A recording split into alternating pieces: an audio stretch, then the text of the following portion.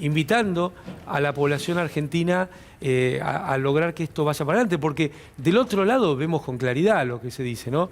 Sueldos más bajos, pérdida de derechos, es decir, un país para muy poquitas y poquitos en las caras visibles, que hoy sería María Eugenia Vidal y Santilli, que lo dicen en el propio discurso de campaña. A ver, yo creo, sí, Roberto. Sí, yo creo que si no hay energía barata y alimentos baratos para el pueblo, no hay mercado interno, no hay...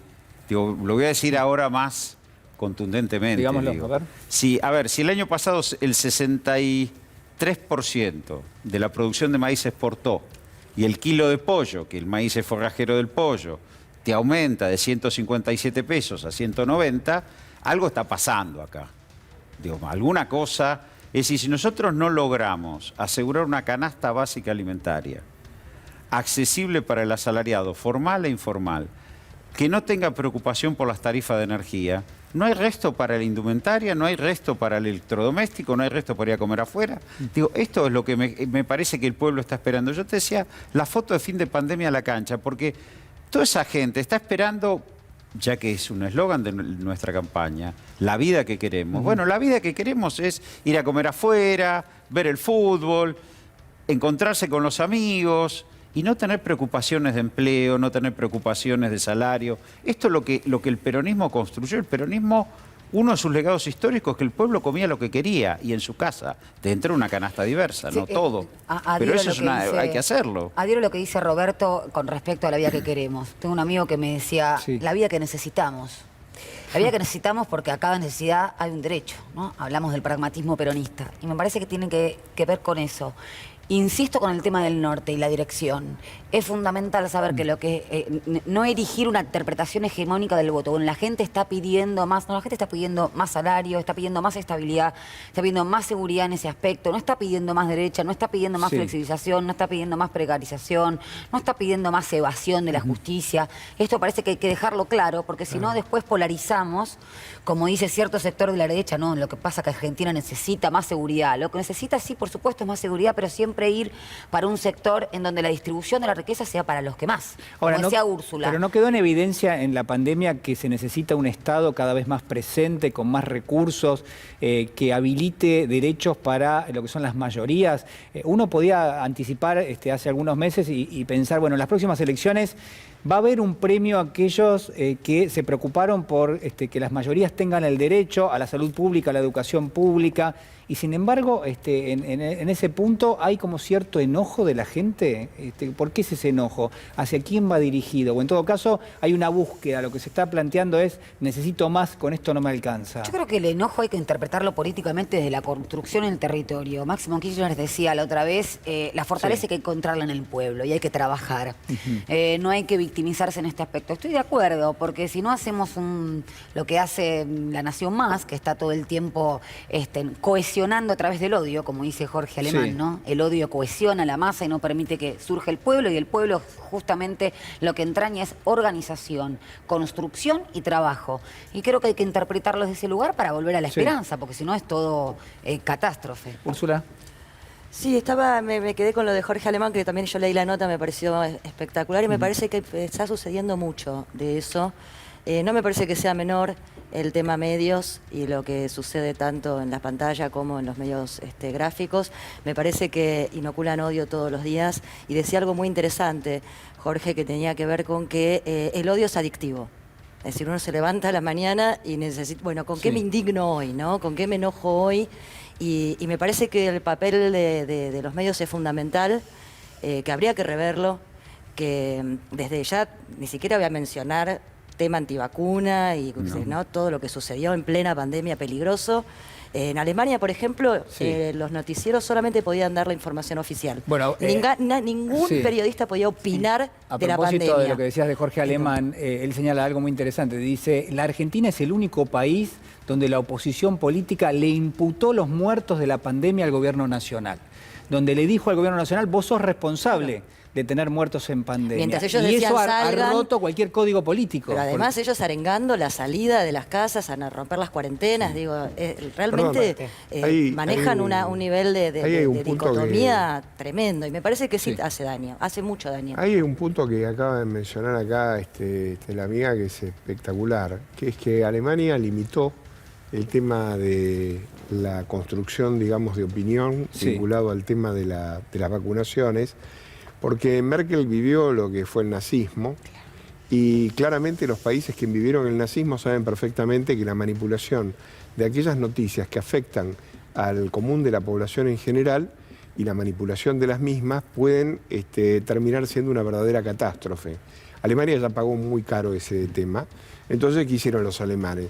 Bueno, te vamos a dar la información que sale del Ministerio de Salud Pública de Alemania. Y no se podía opinar, ¿eh? Y no se podía opinar. Entonces, a lo que voy es que acá lo que pasa es que, volvemos a lo de siempre, desde una señora que recomendó que había que tomar lavandina, que es periodista, bueno, ahora finalmente su pobre madre está afectada del COVID, ¿no? Esperamos un feliz resultado. Pero digamos, todas aquellas personas que inocularon odio y cantidad de cosas, finalmente, ¿qué es lo que ocurre? ¿Te acuerdas que yo digo una interpretación psicológica de lo que le pasa a la masa, ¿no? Generalmente la gente se enoja con respecto a determinado tipo de decisiones que por algún motivo se les impone como orden público. Y una vez que pasa ese efecto, como le pasó a Churchill, que perdió las elecciones en el 45, terminan estigmatizando a aquel que las reprimió. Me parece que eso, aunado al tema de no poder resolver el problema económico, que era natural que esto pudiera llegar a pasar, que no solamente pasó acá, sino en el mundo entero, generó este problema de las PASO. Ahora, ¿el gobierno tiene posibilidad de revertirla? No tengo ninguna duda, pero para eso tiene que acudir, yo no soy peronista, pero digamos, tiene que acudir al manual del peronismo. Porque si piensa que las recetas van a venir de los lados de los amarillos, estamos todos jodidos. Bien. Julián, si me permitís volver a lo de Roberto, porque se fueron, la verdad, por temas mucho más interesantes y profundos, pero cuando... Nosotros los economistas no decimos nada importante. Tenés razón, nada más. Pero me parece importante señalar que cuando hablamos del shock redistributivo, tiene que ver con esas cuestiones, porque se ha intentado banalizar con el cuento de la platita, que hoy en el informe estaba genial, que parece que la platita era la de la familia Macri, ¿no? Pero se trata de banalizar todas las medidas que significan dotar de ingresos a aquellas personas que están teniendo dificultades o complementar los ingresos de aquellas que tienen. Pero el tema distributivo, el shock distributivo, tiene que ver con cuestiones estructurales. Y en este sentido me parece que el presupuesto que se ha presentado tiene una falencia muy grande en el tema tarifas para el año que viene. Cuando uno analiza con cierto grado de detalle la relación entre inflación, dólar previsto y nivel de subsidios, pareciera que hay previsto un aumento de tarifas en términos reales bastante importante para el año que viene. Entonces, Roberto dijo, energía barata es una de las claves para la vida en Argentina, es algo que nosotros prestamos mucha atención durante los 12 años y medio. Vos fijate que el tema de energía era un problema que aparecía en los diarios en tanto y en cuanto lobistas de algún sector. Pero no fue un problema ni para los empresarios, ni para los comerciantes, y sobre todo no fue un problema para las familias. Ahora, cuando Macri llevó adelante la política que llevó, destrozó la vida de las familias, con las tarifas, que crecieron en términos reales en forma impresionante, y a la vez también destrozó el entramado productivo argentino. Destruyó a los comerciantes, destruyó a la empresa nacional. Entonces, este tema de las tarifas hay que tener mucho cuidado. Y fíjate que todo lo que se decía que iba a pasar, hasta el último día de Cristina Fernández de Kirchner, no sucedió. Y si hubiera seguido un gobierno de nuestro signo, no hubiera sucedido ninguna de esas catástrofes que se decían. Entonces, hay que mirar que este es un tema que se ha convertido en un mecanismo de extracción de valor de las sociedades. Y no es una cuestión de Argentina, lo hemos visto con los chalecos amarillos en Francia, hemos visto lo que está planteando el presidente Macron en estos días, que digamos no es muy No lo vi en las unidades básicas de la Cámpora paseando. Bueno, hay que contar que hay una crisis energética en el mundo muy importante, tiene que ver con muchos factores. Está subiendo muchísimo el precio internacional del gas. Obviamente esto en algún punto podría tener un impacto en Argentina. Afortunadamente hay 2 o 3 políticas importantes. Una es el Plan Gas y hay otras políticas que acompañan eso, que han permitido que empresas hagan una inversión y que al mismo tiempo tengan un recupero de esa inversión y que el Estado les haya fijado lo que se llaman las reglas de juego, y a partir de eso es que hay gas suficiente en la Argentina. Pero de todas y no solo pasa con la energía, el transporte, la logística. El precio de un contenedor, de esos gigantes que van en los barcos, que podemos ver todas y todos cuando andamos por la costanera, se ha multiplicado por 3 o por 4 en esta etapa. Entonces, más que nunca, requerimos una política que apueste al mercado interno, que apueste a los ingresos de nuestra población y a una inversión en la economía real que se puede autofinanciar en gran parte de Argentina. Ya vendrán esos problemas que muchos analistas, aún de nuestro campo, ponen la alarma de la necesidad de dólares. Pero hay una gran cantidad de cosas que pueden hacerse en pesos y que van a ser necesarias hacer en pesos en esta etapa del mundo. Bueno, la discusión es si la falta de dólares pone un límite al crecimiento, ¿no? Creo que hoy se está discutiendo. Hay bienes que se producen en la Argentina, energía, alimentos, indumentaria, fibra natural, algodón, lana, textiles, hay ladrillos, hay un conjunto de bienes esenciales para la población que se podrían abastecer dentro de un circuito no transnacionalizado, dentro de un circuito de producción y consumo en pesos. Esa es la realidad. Si no, no puede ser que la economía argentina quede encorsetada a ver cuántos dólares tenemos en Banco Central. Es una economía de tamaño medio, es un país de 2.800.000 kilómetros cuadrados, 45 millones de habitantes. No puede quedar encorsetada la economía argentina a ver cuántos dólares tengo en Banco Central y en función de eso vemos el crecimiento.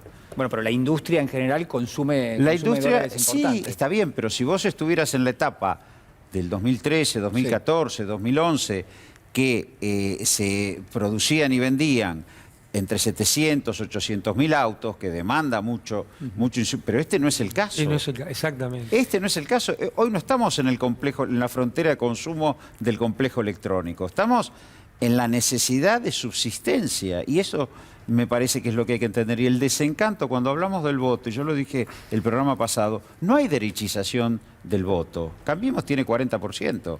Lo mismo que el 19, lo mismo que el 17. Lo que hay es el desencanto de algunos ciudadanos y ciudadanas que nos acompañaron en el 2019 y que ahora no fueron a votar, votaron a la izquierda, anularon su voto. Bueno, sobre eso hay que trabajar, pero quiero decir, efectivamente que la industria demanda dólares y este ha sido uno de los problemas históricos, pero hoy no estamos en ese estadio, estamos en un estadio menor. Vamos a volver sobre este tema. Les propongo que lo cambiemos ahora, que nos metamos de lleno en esta citación a indagatoria del expresidente Mauricio Macri. Estamos hablando del espionaje ilegal a las familias de los tripulantes fallecidos del ARA San Juan en el año 2017. Este es el informe. Hoy quiero decirles que no los vamos a abandonar, que vamos a seguir buscando. Y también quiero decirles que no están solos. La justicia cita a indagatoria al expresidente Mauricio Macri y además, atención, le prohíbe la salida del país. Es en el marco de la causa en la que se investigan las maniobras de espionaje a los familiares de las víctimas del ARA San Juan. Quiero decirles que no los vamos a abandonar. No hubo privacidad en los mensajes, en las llamadas, no hubo privacidad nuestra en nuestro andar diario. Qué vergüenza, espionaje a los familiares del ARA San Juan, qué vergüenza, por favor, qué tipo detestable. Qué bárbaro, qué bárbaro. Hay que tener ganas de votar a semejante basura, que es una de las cosas más feas que nos han pasado en los últimos años. El tipo los espiaba, en vez de ayudarlos, los espiaba. Está usando una causa sobre supuesto espionaje a familiares del ARA San Juan. Nos han mentido desde el primer día, nos espiaban. Nosotros los denunciamos y prácticamente nos trataban de paranoicos. Tenemos prueba material de que nos espiaron ilegalmente. Supuesto espionaje a familiares del ARA San Juan. Pero de ahí a llegar a responsabilizar de eso a Macri, suena un poco exagerado esto, ¿no? Y la verdad que hay que tener coraje para citar indagatoria a Macri. Absolutamente. Es un tipo vengativo, rencoroso, violento. Absolutamente. Así que bueno, el nuevo juez que se llama Martín Baba... La decisión la toma el juez de Dolores Martín Bravo, o Brava. Así que bueno, el nuevo juez que se llama Martín Baba acaba de poner en juego su carrera. Es muy fuerte lo que le dice el juez Baba. Lo que le dice es que estos fueron órdenes directas de Mauricio Macri, y te leo un textual. No solo ordenó la realización constante de acciones ilegales sobre los familiares de los marinos, sino que recibió el análisis de esa información efectuado por la Agencia Federal de Inteligencia y después la usó. Yo no lo vi al señor presidente dando la solidaridad con la entereza que tenía mi hermana. No lo vi. Cuando vino acá, vino vestido de fútbol porque había ido a jugar, miéntame, había ido a jugar golf. Sí, ella venía a saludarlos y decirles que estaban haciendo todo lo posible. Vino vestido de fútbol porque había ido a jugar, miéntame, había ido a jugar golf. Y mi hermana está explotada en el fondo del mar. El contraalmirante Enrique López Maceo declaró ante la Cámara Federal de Comodoro Rivadavia, hizo una revelación. Lo que dijo López Maceo es que se sabía cuál era la ubicación del submarino 20 días después del hundimiento. El gobierno de Mauricio Macri lo sabía, la Armada lo sabía. Todos tenemos un compromiso absoluto e innegociable con la búsqueda de la verdad. Bueno, uno se pregunta si realmente esto es así. Bueno, claramente no, ¿no? Esto hay que marcarlo. Abríamos el programa justamente con esto, con la búsqueda de la verdad. Y en cambio de eso, bueno, ¿qué es lo que te dan? ¿Qué es lo que te han dado en los últimos años en la República Argentina? ¿Dónde ha estado la justicia, ¿no? También, en ese contexto. La verdad que las conclusiones son muchas, ¿no? De todo esto. No, la persecución que han tenido los familiares, y le mando un cariño grande a Valeria Carreras, que es la abogada de las familias y está llevando el caso realmente con mucho trabajo. Lo primero que uno se pone a pensar y le viene a la mente es Astiz en el medio, ¿no? Del proceso militar, buscando compañeros, compañeras, y acá hicieron exactamente lo mismo, se filtraron en reuniones familiares, es decir, es el mismo modus operandi que tenían en los militares, básicamente. A mí lo primero que me hizo sentir fue eso. Dije, yo no puedo creer, ¿por qué vas a estar espiando a las familias de 44 tripulantes que además tuvieron quizás suene raro lo que voy a decir, pero no tenemos la foto? Bueno, pero pienso en la tragedia del 11, como lo tiene uno en la cabeza. Sí. Acá tenés, ¡pum!, 44 submarinistas que no hay foto, no hay nada. Y la desesperación, ¿no? En la búsqueda de tantos días. La mentira, el desprecio. De que el gobierno en principio tenía la información. Julián, lo que lo decimos siempre y que Roberto lo recarga desde el punto de vista económico, bueno, Ubeira también, con relación a lo jurídico. Hay siempre, o sea, tanto la dictadura militar como ahora hubo un terrorismo económico, una necesidad de implantar un sistema económico para pocos.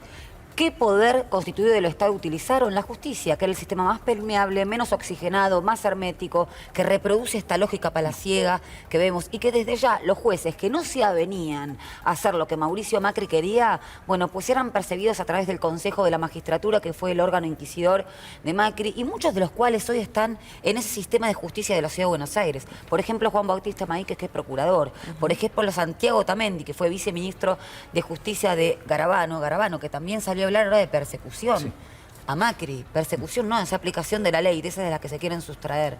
Bueno, pero recordemos la burla a las familias, ¿no? El mar es inmenso, el submarino es chiquito. No, pero digo, me pareció... sabiendo dónde estaba, sabiendo, como vos decís, Úrsula, que estaba ubicado, una burla a la Argentina, a las Fuerzas Armadas Argentinas, a las familias de Lara San Juan. Es de una perversidad supina. A mí me parece muy perverso porque, no lo digo yo porque lo dice su hermano, que es un perverso, ¿no?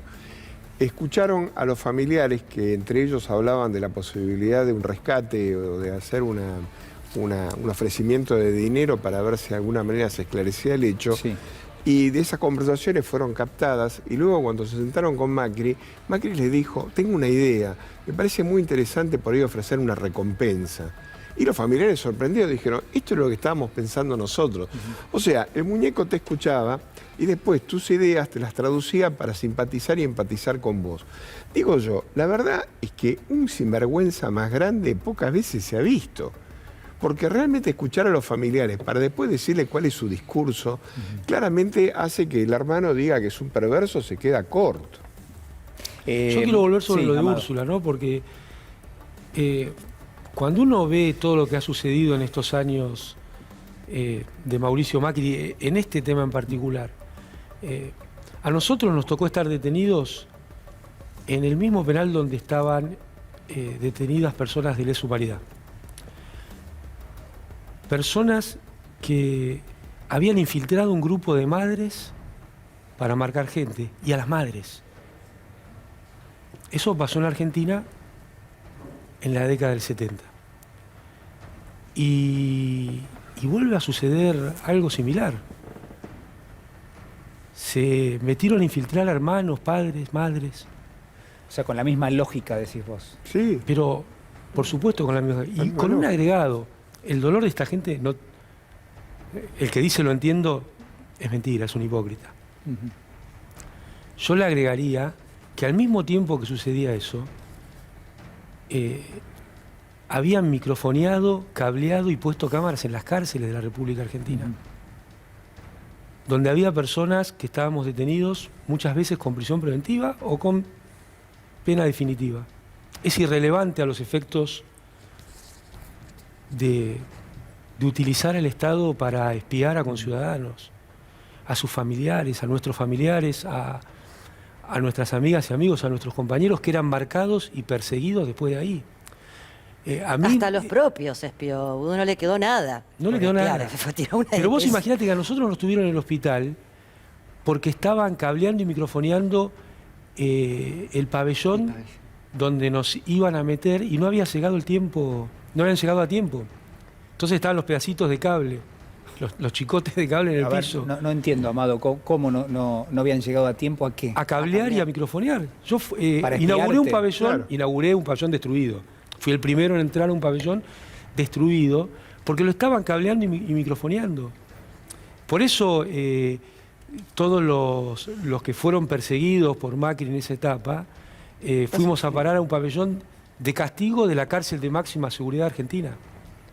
Además, para poder intervenir los teléfonos en una operación trucha, porque escuchaban a narcos que habían puesto a vivir, a supuestos narcos, que habían puesto a vivir con nosotros. Y eso nos sucedió a personas de la política, pero también le sucedió a empresarios, a personas que tienen su capital y su esfuerzo en la República Argentina y que emplean, los dueños de este canal.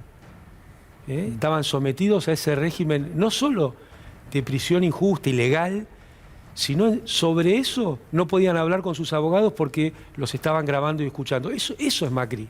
Entonces, cuando alguien dice Macri, vos sos la dictadura, yo te diría, Macri llegó por el voto al gobierno, pero el modus operandi, tratar de robar empresas, utilizar el Estado, utilizar los sistemas de inteligencia, armar una mesa judicial para a través de ella apretar y perseguir jueces y fiscales para que sacaran las resoluciones que ellos necesitaban, muchas veces para un hecho político, otras veces para un aleccionamiento al resto de la política y otras veces directamente para robarle la empresa, como pasó con el caso de C5N, como pasó con Ferreira, como pasó con Báez y también como pasó con la causa Cuadernos. ¿No es cierto? Entonces, no solo la dictadura, no sé, hay distintas formas de la dictadura. Está claro que es incomparable con el genocidio, con la tortura y con los asesinatos. Pero siempre que se busca poner este modelo socioeconómico, hace falta este tipo de utilización del terror y del uso del Estado en contra de su propio pueblo. Y cuando uno mira, hay muchos nombres que se van repitiendo. El más emblemático sería Cavallo, pero el nombre que más se repite es el Fondo Monetario Internacional. Es decir, que vos decís que se necesita el fondo, sí, Roberto. Sí, Cavallo, 20 años de historia económica argentina. Estuvo en la estatización de la deuda a través de los seguros de cambio. Estuvo en las privatizaciones en el primer gobierno de Menem y estuvo en el megacanje en el gobierno de la Alianza con el Corralito. Entre 1982, que fue presidente de Banco Central, y 2001, que fue ministro de Economía, su última función, 20 años estuvo en todos los hechos que de un modo u otro terminaron perjudicando al pueblo argentino.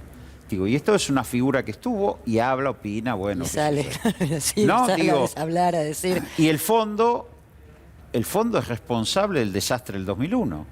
Haber avalado el plan de convertibilidad hasta el extremo para permitir que se llevaran 20.000 millones de dólares de reserva a $1 peso, $1, cuando todos sabían que eso... Bueno, y es el mismo ahora de los 44.000. Claro.